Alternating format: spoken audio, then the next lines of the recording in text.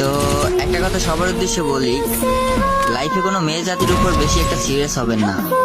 একটা কথা মাথায় রাখবেন, আপনি যত বেশি সিরিয়াস হবেন তত বেশি বাস খাবেন।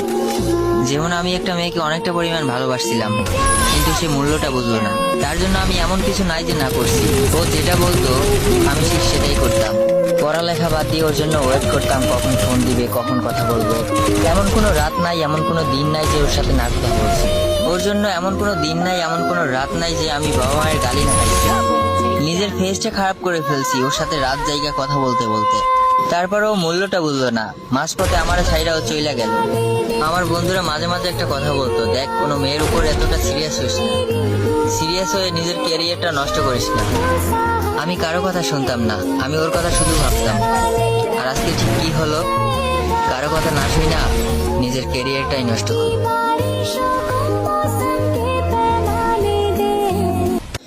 তো একটা কথা সবার